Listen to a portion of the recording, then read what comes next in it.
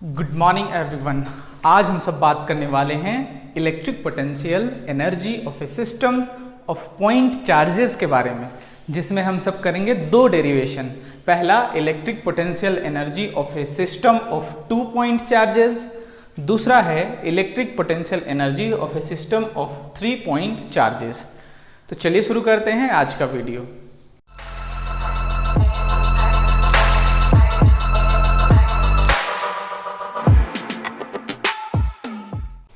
इस वीडियो में हम सब डेरिवेशन करने वाले हैं ये 2 पॉइंट का। पहला electric potential energy of a system of 2 point charges और दूसरा electric potential energy of a system of 3 point charges.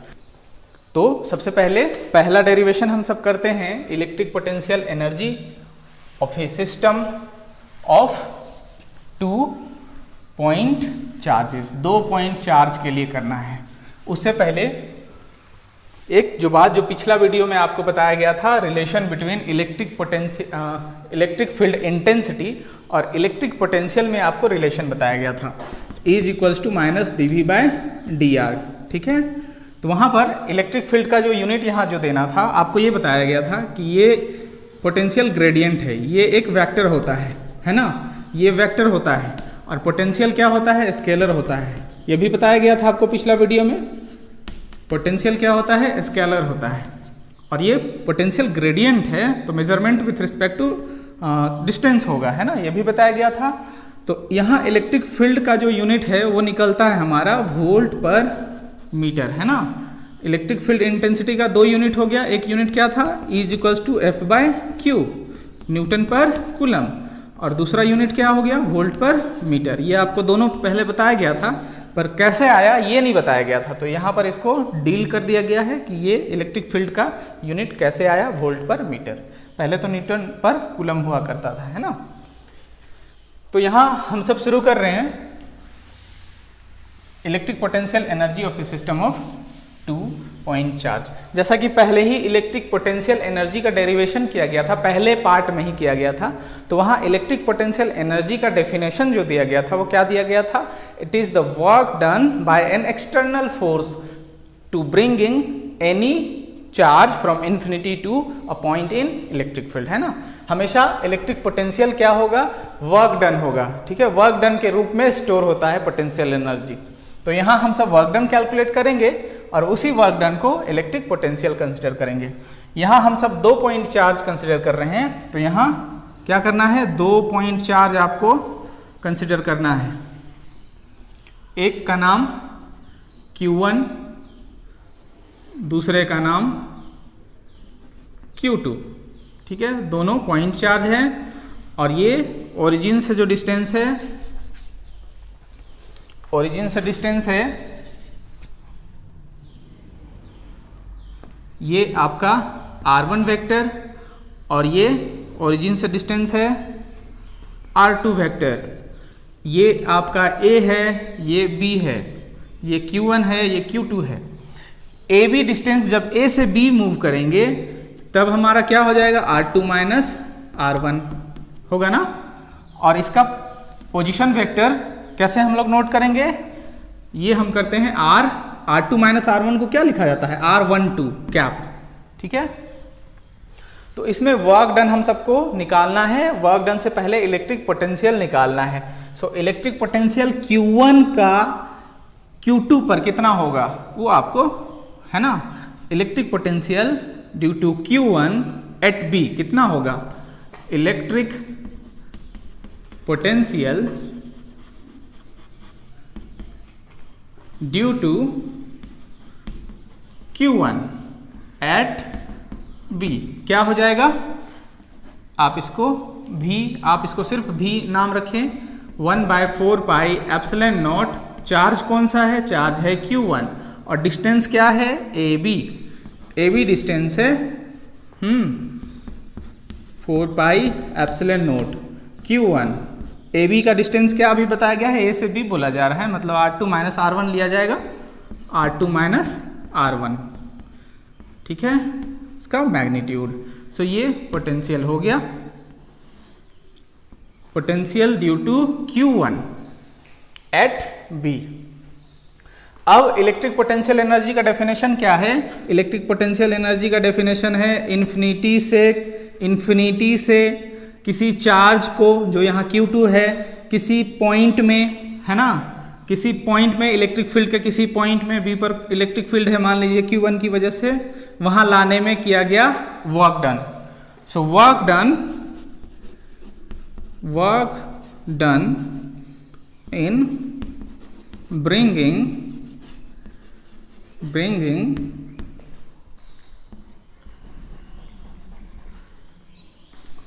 Q2 from infinity to point B, क्या होगा? इसका नाम वर्क डन। वर्क डन क्या होता है? आपको पता है इलेक्ट्रिक पोटेंशियल होता है work done per unit charge. तो वर्क डन हम बोलेंगे क्या बोलेंगे? V Q बोलेंगे, है ना। अब V कौन सा V? इसके वजह से V जो हम सब अभी निकाले हैं ये V, है ना। और Q कौन सा, किस चार्ज को ला रहे हैं? तो Q2 को ला रहे हैं, Q2 को ला रहे हैं इन्फिनिटी से B पर, है ना। सो यहां लिखेंगे V Q2, ठीक है। ये इक्वेशन आपका 2 होगा, ये इक्वेशन 1 होगा। अब क्या करना है? 1 को 2 में पुट कर देना है, आपका वैल्यू मिल जाएगा। Putting V from 1 in 2। So work done क्या हो जाएगा? वर्क डन हो जाएगा V के जगह में रखेंगे 1/4 pi epsilon not, 1/4 pi epsilon naught Q1 R2 minus R1, है ना, डॉट क्या है ये? Q2। ये हो गया आपका वर्क डन। यही वर्क डन स्टोर होगा इलेक्ट्रिक पोटेंशियल एनर्जी के फॉर्म में। This work done is stored as electric potential energy of a system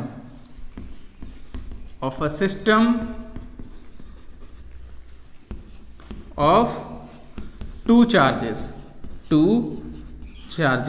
दो चार्ज में, है ना। सो वर्क डन के जगह में हम लिख देंगे directly U electric potential energy क्या है? 1/4 pi epsilon naught Q1 Q2 R2 minus R1। और ये R2 माइनस R1 के जगह में हम क्या लिख सकते थे? इस R2 माइनस R1 के जगह में हम सब लिख सकते थे R12 का कैप। सो यहाँ एक बात का ध्यान रखना है, 1/4 pi epsilon naught Q1 Q2 R2 minus R1 का मैग्नीट्यूड, हम सब डिस्टेंस का मैग्नीट्यूड लेते हैं, ठीक है ना। यहाँ मैग्नीट्यूड लिया गया है, तो मैग्नीट्यूड में क्या करेंगे हम सब? R2 माइनस R1 का मैग्नीट्यूड क्या हो जाएगा?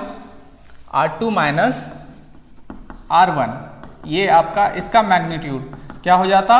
R12 कैप का मैग्नीट्यूड, और उसको आप लिख सकते थे R12 सिंपल, ठीक है। सो उसको क्या लिखेंगे? उस इक्वेशन को U equal to 1/4 pi epsilon naught Q1 Q2 by क्या लिखेंगे? R12। ये आपका इलेक्ट्रिक पोटेंशियल एनर्जी है एक पूरे दो चार्ज के सिस्टम के लिए, 2 पॉइंट चार्ज के लिए, जहां पर Q2 को लाया गया था इन्फिनिटी से पॉइंट B पर, Q1 को फिक्स लिया गया था R1 डिस्टेंस पर, है ना। अब Q2 को जब लाए तो ये डिस्टेंस हम सब क्या कंसिडर कर लिए? R2 कंसिडर कर लिए, ठीक है। अब हम सब डिराइव करेंगे दूसरा पॉइंट, जिसका नाम है electric potential energy of a system of 3 point charges. यहाँ 3 पॉइंट चार्ज को कंसिडर करना है। यहाँ थोड़ा ध्यान देना होगा आपको। वो करना क्या है कि इसमें आपको 3 पॉइंट चार्ज की वजह से आपको निकालना है इलेक्ट्रिक पोटेंशियल एनर्जी। तो पहले हम सब कंसिडर करेंगे एक चार्ज जो R1 पॉइंट O से ओरिजिन से R1 वेक्टर के डिस्टेंस पर हो, जिसका नाम हम सब रखेंगे Q1 एट पॉइंट A। दूसरा हम इन्फिनिटी से लाएंगे पॉइंट B पर, इन्फिनिटी से लाएंगे पॉइंट B पर, जिसका नाम है Q2, जो डिस्टेंस कितना डिस्टेंस होगा R2 डिस्टेंस पर होगा। अब क्या करेंगे, एक तीसरा चार्ज हम लाएंगे Q3 इंफिनिटी से। सो उसको यहां हम सब कंसिडर कर लेते हैं Q3, जो डिस्टेंस होगा R3 वेक्टर, है ना, ये है Q3 और ये पॉइंट है C। तो इन चार्ज की वजह से हम सबको इलेक्ट्रिक पोटेंशियल निकालना है। तो पहला वर्क डन हम करेंगे इसके लिए, ये तो फिक्स है, जैसा कि पिछले डेरिवेशन में बताया गया, ये फिक्स लिए, पहले आप Q2 को लाए, फिर बाद में Q3 को लाए। सो वर्क डन क्या हो जाएगा, वर्क डन ही स्टोर होता है इलेक्ट्रिक पोटेंशियल एनर्जी के फॉर्म में, है ना। Work done in bringing Q2 from infinity two point कौन से पॉइंट में लाए हैं, B। सो क्या हो जाएगा, वर्क डन चार्ज 1 2 इसलिए क्योंकि 1 2 के बीच में ही कैलकुलेट कर रहे हैं इलेक्ट्रिक पोटेंशियल एनर्जी। Q2 को लाए हैं तो Q1 के रिस्पेक्ट में ही पिछले डेरिवेशन हम सब ला चुके हैं, क्या 1/4 pi epsilon naught Q1 Q2 upon R। Distance क्या हो जाएगा, Q1 Q2 के बीच में डिस्टेंस, Q1 Q2 के बीच में जो डिस्टेंस है वो क्या हो जाएगा, ये डिस्टेंस क्या हो जाएगा, R2 माइनस R1, है ना, R2 माइनस R1 हो जाएगा। इस चीज़ को आपको ध्यान में रखना है, ये distance R2 minus R1 final minus initial, R2 minus R1 और पोटेंशियल है तो ये मैग्नीट्यूड आएगा, ठीक है। ये पहला हो गया। दूसरा क्या करना है, दूसरा हम सबको करना है work done in bringing Q3 from infinity two point C। तो यहां पर हम सबको ध्यान देना है ना, क्योंकि ये थोड़ा सा अलग है। Work done in bringing Q3 from infinity, जो भी वर्क डन होता है या इलेक्ट्रिक पोटेंशियल होता है वो इंफिनिटी के रिस्पेक्ट में ही होता है, टू पॉइंट C के रिस्पेक्ट C पर लाना है ना। तो यहां जो वर्क डन होगा वो क्या होगा, इस चीज को आपको समझना है। वर्क डन लिखेंगे 1 2 3 का लिखेंगे, क्यों लिखेंगे, क्योंकि आप पहले Q1 था आपके पास, बाद में Q2 को ले आए, अब आप ला रहे हैं Q3 को, तो ये दोनों तो ऑलरेडी है ना, तो इन दोनों का इफेक्ट इस पर होगा, तो पूरा सिस्टम 1 2 3 हो जाएगा, है ना। सो ये आपको करना क्या है, इसमें जो वर्क डन हम सब लिखेंगे वो क्या लिखेंगे, पहला इसके वजह से, है ना, सो V1 Q3 प्लस इसके वजह से क्या हो जाता V2 Q3। ये आया कैसे, पहले इस चीज को समझना है, पोटेंशियल होता है work done per unit charge. So work done क्या हो जाता, VQ, ये फॉर्मेट में जो लिखा गया है वर्क डन क्या हो जाता, VQ हो जाता, VQ। तो पहला क्या करना है, पहले जब आप लाएंगे तो वर्क डन इसके वजह से भी होगा, ये इन्फ्लुएंस करेगा, और दूसरा क्या, ये करेगा। तो जब ये करेगा तो उसका क्या नाम है, V1 Q3, है ना। V1 को लाए हैं, V1 पर लाए हैं, इसके वजह से पोटेंशियल V1 पर लाए हैं, किसको, Q3 को लाए हैं, दूसरा Q3 को लाए हैं V2 पर, है ना, दोनों को ऐड कर देंगे। तो यहां इस चीज को समझना है, ये डिस्टेंस आपका क्या हो जाएगा, ये डिस्टेंस आपका क्या हो जाएगा, ये है R3, ये है R1, सो R3 माइनस R1 ये डिस्टेंस हो जाएगा। और ये डिस्टेंस क्या हो जाएगा, ये डिस्टेंस आपका हो जाएगा, ये डिस्टेंस, ये फाइनल है, बाद में लाए हैं, सो R3 माइनस ये सॉरी R2 है, R2, ठीक है। तो यहां हम सबको लिखना है कि V1 क्या होगा और V2 क्या होगा, है ना। सो V1 क्या है, यहां V1 है 1/4 पाई एप्सिलॉन नॉट Q1 की वजह से पोटेंशियल, है ना, Q1 की वजह से पोटेंशियल Q3 पर, है ना, Q3 पर क्या है ये distance, R3 minus R1, R3 minus R1, R3 minus R1 का मैग्नीट्यूड। और V2 क्या है, 1/4 पाई एप्सिलॉन नॉट Q2 की वजह से पोटेंशियल कहाँ पर, Q3 पर, ये डिस्टेंस हो जाएगा R3 minus R2, R3 minus R2, ये हो गया। अब इसको यहाँ पर रख देना है, पोटेंशियल, इलेक्ट्रिक पोटेंशियल एनर्जी और work done due to 1, 2 and 3 क्या हो जाएगा, टोटल V1 के जगह में क्या है 1/4 pi epsilon naught Q1 R3 minus R1 का मैग्नीट्यूड, और यहाँ Q3 दिया हुआ है तो ये डायरेक्टली यहाँ पर Q3 लिख दिया जाए, प्लस V2 का वैल्यू वो है Q3, V2 का वैल्यू क्या है 1/4 pi epsilon naught Q2 R3 minus R2 और यहाँ Q3। So total work done क्या हो जाएगा, ये प्लस ये, है ना, और यही टोटल वर्क डन स्टोर होगा इलेक्ट्रिक पोटेंशियल एनर्जी के फॉर्म में, total work done of system, यही स्टोर होगा इलेक्ट्रिक पोटेंशियल एनर्जी। तो पहले वर्क डन लिख लेते हैं, W क्या लिखेंगे, W12 प्लस W123 ये हो जाएगा, और इन सबको आप एक साथ लिखेंगे।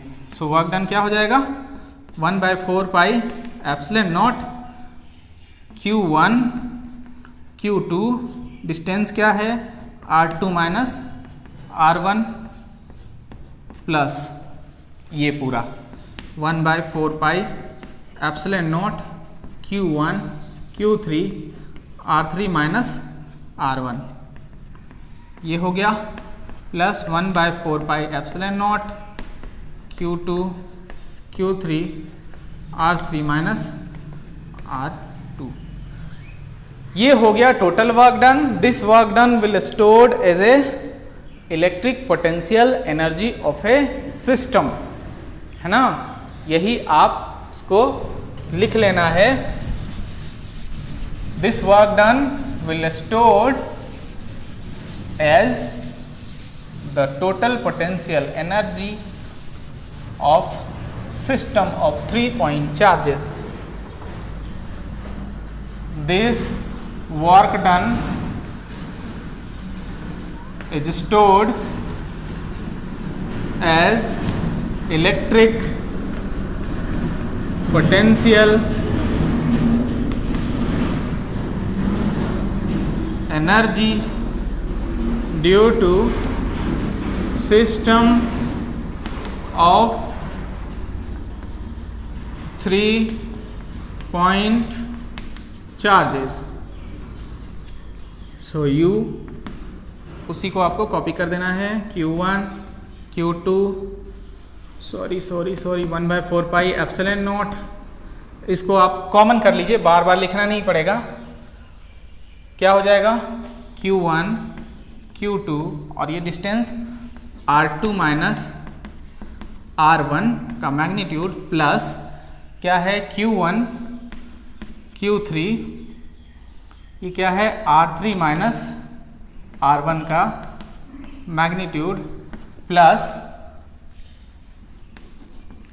क्या है Q2 Q3 divide by R3 minus R2 का मैग्नीट्यूड, ये है total potential energy.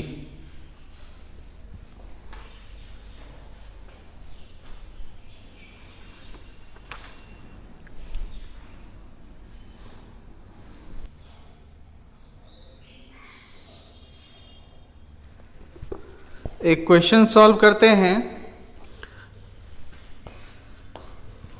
To charged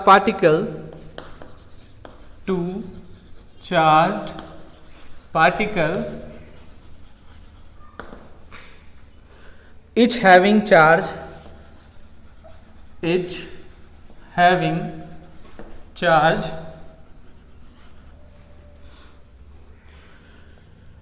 4 microcoulomb are brought from infinity